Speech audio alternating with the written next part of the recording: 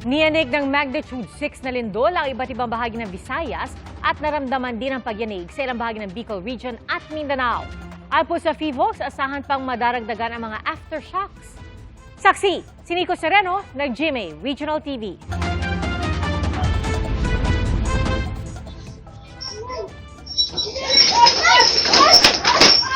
Napayakap at napasigaw na lang ang batang yan sa kanyang lola nang yumanig ang lindol kanina sa Calbayog, Samar.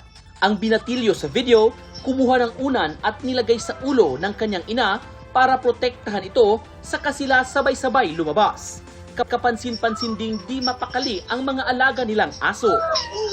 Natigil naman ang pamamahinga at pagkain ng isang pamilya sa loob ng kanilang bahay sa Borongan, Eastern Samar. Kumari pa sila palabas ng bahay nang biglang lumindol.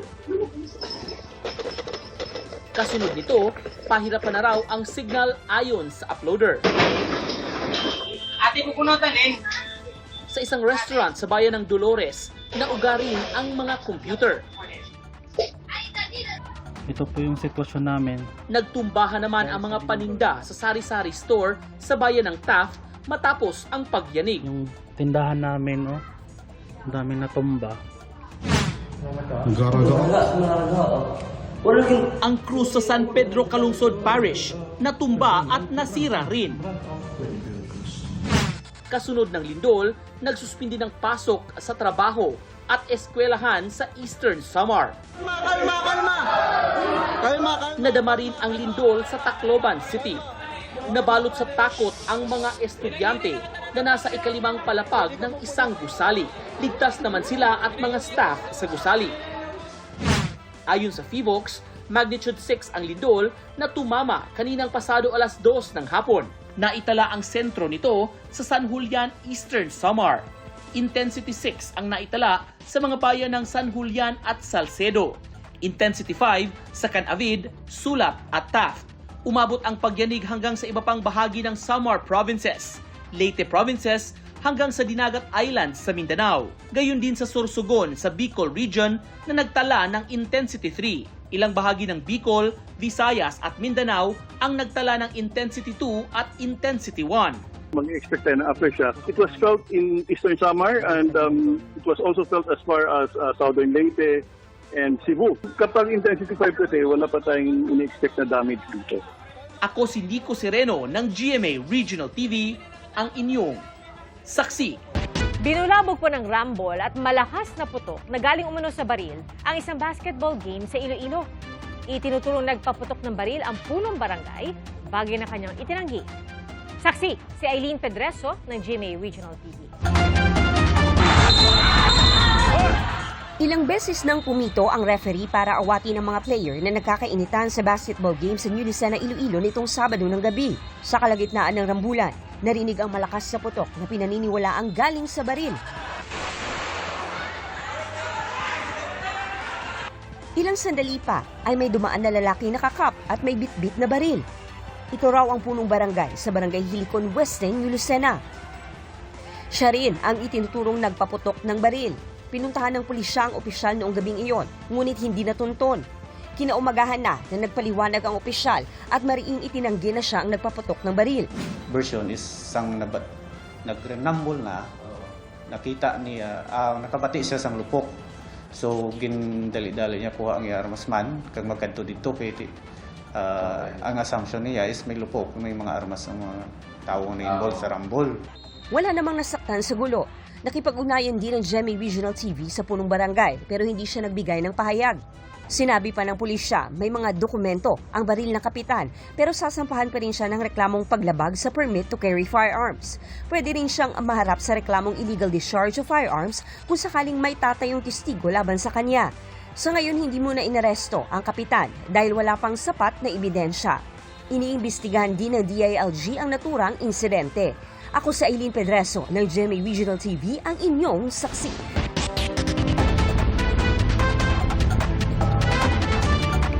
Posible pong sa susunod na Lunes, pagbotohan sa plenaryo ng Kamara ang Articles of Impeachment laban kay Vice President Sara Duterte. At pinaghahandaan naman ng Senado sakaling may transmit na ito sa kanila. Saksi, si Tina Panganiban Perez. matapos ideklara ng House Committee on Justice na may probable cause para i-impeach si Vice President Sara Duterte noong Miyerkules. The chair therefore declares the motion unanimously approved. Inaprubahan naman ngayong araw ng lahat ng 55 miyembro ng komite na physically present kanina ang committee report na naglalaman ng findings at mga rekomendasyon kaugnay sa impeachment complaints. Malayo pa, pero malayo na. That is where we stand today. Yan po ang sitwasyon natin ngayon. We recognize that this has been a difficult and demanding process. But we also recognize how much we have already uncovered. Inaprubahan din ang resolusyong nagtatakda ng Articles of Impeachment. Ayon kay ML Party List Representative Laila De Lima, 4 na Articles of Impeachment ang inaprubahan ng komite. Ang misuse or abuse of confidential funds, unexplained wealth, bribery and graft and corruption, at threats involving an alleged plot against the President, the First Lady, and the House Speaker. Kinondense na lang lahat para mas malinaw, para mas maikli rin, especially in terms of presentation of evidence, para mas klaro, para mas coherent. So yung mga similar grounds ay kinonsolidate na lang into one. Inaprubahan din ng House Committee on Justice ang ipinanukalang amendment ng ilang kongresista sa committee report at sa resolusyon. Una, ang ipinasaad ni De Lima na nilabag ng bise ang konstitusyon nang hindi nito binitawan ang mga interes nito sa ilang negosyo. At ang isa pa ay ang ipinalagay ni Representative Antonio Tino na si Vice President Duterte ang nag-utos umano na ipalabas ang confidential funds. Bago maiakyat ang Articles of Impeachment sa Senado, kailangan muna itong pagbotohan sa plenaryo sa Kamara. Daraan pa ito sa House Committee on Rules na siyang nagkakalendaryo ng lahat ng tinatalakay sa plenaryo. Posibleng maisama raw ito sa order of business para sa sesyon bukas at posibleng sa May 11 ang botohan sa plenaryo.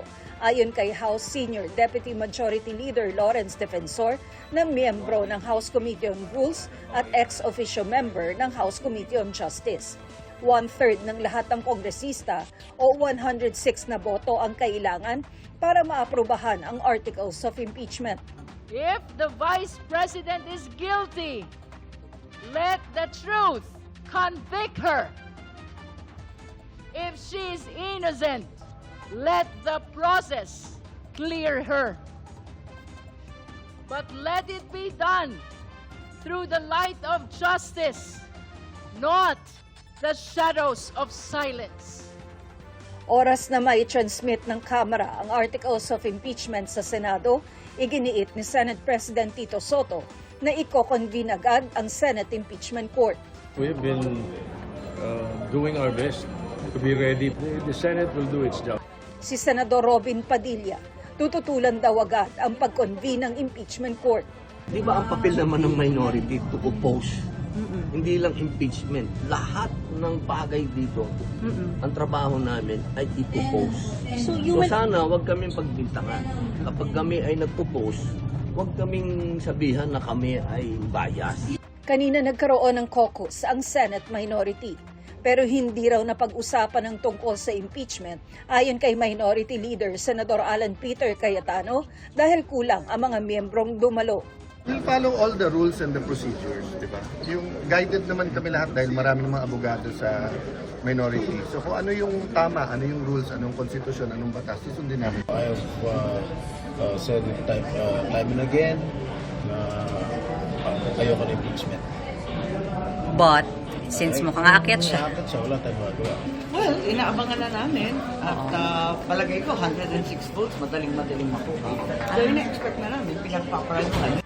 Dagdag ni Senadora Amy Marcos, Tulad sa Kamara, ay may pananakot din umano sa Senado para bumoto laban sa bise. For later release. Ibig sabihin, itetenga yung kanilang mga project. Ngayon yung 3 little letters daw, OMB, kakasuhan daw kayo. Ano ba ito, nananakot? Pagbihira naman. Sinusubukan pa ng GMA News na makuha ang panig ng liderato ng Senado kaugnay nito pero wala pa silang tugon. Sabi ni Soto, handa sila anumang mangyari, kabilang ang posibleng pagharang sa impeachment ng ilang senador. Sundin natin ang konstitusyon, ganun kasimple ang usapan. Which is, sir? Which is to convene. And conduct trial. Once we receive the articles of impeachment, we must convene as an impeachment court. That is part of our work. That is part of our job. Dapat po namin debate doon, sir. Senate. Oo. Kumpiyansa naman si Senador Erwin Tulfo na walang palitan ng liderato sa Senado sa gitna ng posibilidad ng impeachment trial laban sa bise. I don't think so. I think they cannot muster enough votes for that. Solid daw ang suporta ng mayorya kay Soto. Unahin pa ba natin muna yung yung mga issues ng change of leadership? Siguro dapat unahin natin yung interest ng tao. Ako si Tina Panganiban Perez, ang inyong saksi. Halos 200,000 residente ang apektado ng pag-aalboroto ng Bulkan Mayon ayon po sa DSWD. Apektado maging mga pananim, alagang hayop at supply ng malinis na tubig. At mula po sa Kamalig Albay, saksi live si Bea Pinla. Bea? Pia, napinsala ng ashfall mula sa Mayon Volcano ang sektor ng agrikultura sa ilang bayan dito sa Albay. Bukod sa Kamalig, may mga alagang hayop na rin na namatay sa daraga dahil sa pag-aalboroto ng bulkan. Pasok na! Napakaripas ng takbo ang mga guest at tauhan ng isang hotel sa Kamalig, Albay nung Sabado. Animoy hinahabol sila ng malaking usok mula sa nag-aalborotong bulkang Mayon. Grabe! Wow! Halos sakupin na ng usok at tabo ang bahaging ito ng naturang bayan. Grabe, bilis! Para tayo hinahabol! Ano?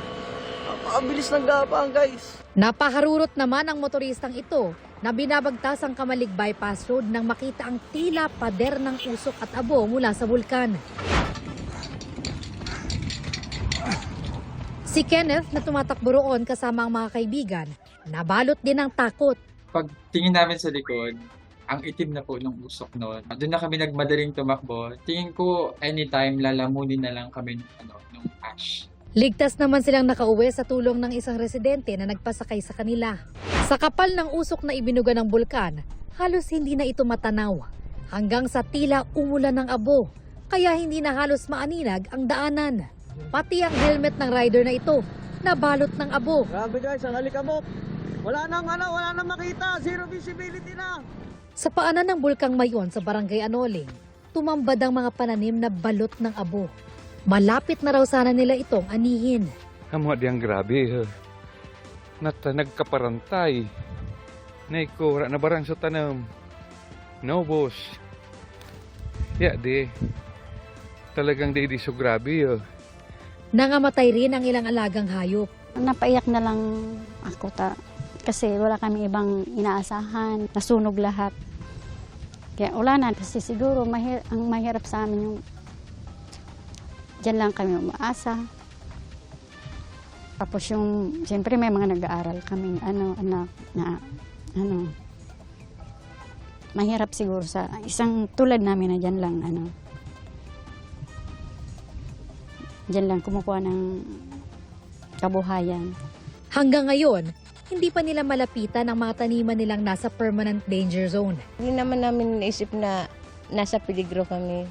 Kasi ang yun nga ang sinasabing, hindi naman araw-araw na ganyan ang kasi saan kami magsisimula. Isang Kamalig sa mga bayang karaniwang nakararanas ng heavy o matinding ash fallout dahil sa Mayon. Lubos ding napinsala ang bayan ng Ginubatan na mistulang disyerto dahil sa ashfall. Ang mga magsasaka, pilit nang isinalba ang mga tanim nilang gulay na natabunan ng abo. Ang mga residente puspusan sa paglilinis. Lagi naman ganito, siyempre nakasanayan na namin. Pero Ngayon, nahirap na ako kasi matanda na ako. Pero bukod sa ashfall, problema rin ang kakulangan sa supply ng tubig. Bukod kasi sa sobrang init ng panahon, maraming tubig din ang nagagamit para sa flushing operation sa mga kalsadang balot ng abo. Kaya nagpadala ng inuming tubig ang mga pamahalaang panlalawigan ng Camarines Sur at Sorsogon. May mga water filtration trucks tayo ng mga pinadala. Ang iba't ibang ahensya po ng mga DRRM councils, ganun din yung mga karating ng mga probinsya, nagpadala na rin. Ayon sa FIVOLCS, mahigit 4 na oras na pyroclastic density currents o PDC ang naitala nung Sabado na umabot hanggang 5 kilometro mula sa bunganga ng bulkan. Ang PDC ay mabilis at napakainit na daloy ng abo, gas at bato na lubhang mapanganib at maaaring makasunog ng anumang madadaanan. Nangyari kasi nung Sabado nagkaroon ng PDC dahil sa paulit-ulit na pag-collapse ng mainit na lava mula sa summit or upper slope. So dahil tuloy-tuloy ang lava effusion natin, may bahagi ng lava flow na naging unstable at kaya ito bumagsak. Pinag-aaralan din kung kailangan nang itaas ang alert level ng Mayon o kung dapat bang palawigin ang danger zone ng bulkan. Posible rin daw na tumagal ng ilang linggo ang unrest ng Mayon. Bagamat wala kami nakikitang indication na nag-escalate yung situation sa Mayon Volcano, mag-warrant na itaas yung alert level, kapag po magtuloy-tuloy yung ganitong phenomena, itong mga uson or pyroclastic density currents at merong danger or may possibility na lumagpas ng 6 kilometers, maaaring maglakihan yung danger zone. Pero sa ngayon po, wala naman kami nakikitang, sa ngayon po, pinag-aaralan pa po namin kung magkaroon uli ng ganito kalaking pyroclastic density current or uson. Iniutos naman ni Pangulong Bongbong Marcos sa Department of Health at DSWD na tutukan ng mga residenteng apektado ng pag-alboroto ng bulkan. Ang DOH nandun din at nagbigay sila ng mga mask para yun nga sa usok at saka sa mga fumes na lumalabas. The first concern of course was the health concerns, and we were able to bring out the people who were in the danger area. Ayon sa DSWD, mahigit 50,000 pamilya ang apektado. May katumbas yan na 199,000 mahigit ng mga katao ang apektado ng pag-aalboruto ni Mayon Volcano. Sa huling tala ng Albay Public Safety and Emergency Management Office, 130 na barangay ang apektado ng ashfall.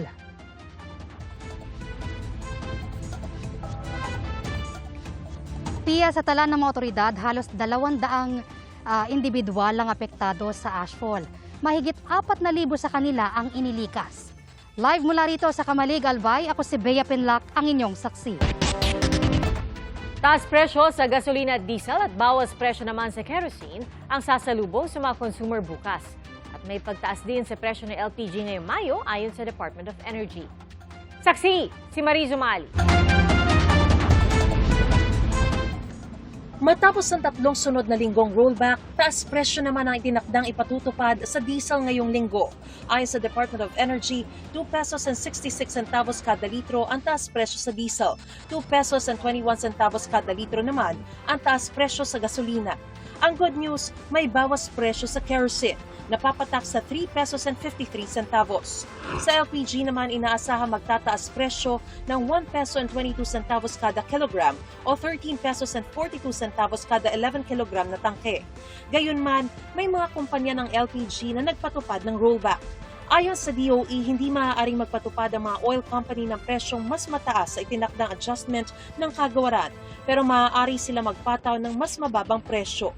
Ang pagmahal ng diesel at gasolina dahil daw sa pagtaas ng global oil prices na hanggang $8 kada bariles, pagmahal ng freight at insurance costs, at paghina ng piso kontra dolyar. Nitong Biyernes, napaso ang deadline ni US President Donald Trump para tapusin ang giyera sa gitnang silangan. At kung hindi, ay kailangan na niyang humingi ng permiso sa US Congress para ituloy ito. Sa ilalim ng US Constitution, Kongreso lang at hindi ang US President ang pwedeng magdeklara ng giyera. Pero kung short-term operation o immediate threat ang kinokontra, pwedeng maglunsad ng operasyong militar ang Pangulo ng Amerika ng hanggang 60 araw sa ilalim ng 1973 War Powers Resolution. Paglipas ng 60 araw, kailangan ninyang tapusin ang operasyon, humingi ng otorisasyon sa Kongreso para ituloy ito o mag-abiso ng 30 days na extension. Sa isang sulat sa mga pinuno ng US Congress nitong Biyernes, sinabi ni Trump na mula raw nang ianunsyo ang tigil putukan noong April 7, hindi na nagkaroon ng palitan ng pag-atake sa pagitan ng Iran at Amerika. Kaya terminated o tapos na ang pakikipaglaban na nagsimula noong February 28. Tinutulan naman ng ilang Democrats sa US House of Representatives ang anilay pagdadahilan ng administrasyon ni Trump para sabihing hindi niya kailangang humingi ng permiso sa Kongreso. Tuloy pa rin daw ang sigalot at partikular na ipinunto ang naval blockade na magkabilang panig na gumagamit ng puwersang militar. Dapat na raw magbotohan ang US Congress para tapusin ang gyera. Sa gitna nito, inanunsyo ni Trump ang anyay Project Freedom para tulungang makalabas ang mga barkong na-trap sa Strait of Hormuz. Sinegunduhan ito ng US Central Command, sabay giit na tuloy ang kanilang naval blockade sa mga pantalan ng Iran. Nagbabala naman ang Iran sa puwersa ng Amerika na atakihin sila kung lalapit o papasok sa Strait of Hormuz. Ayon sa Iranian media, pinaatras umano ng Iran ang isang US warship na papasok umano sa Strait. 2 missile umano ang tumama sa barko, bagay na itinanggi ng Amerika. Ako si Mariz Umali, ang inyong saksi.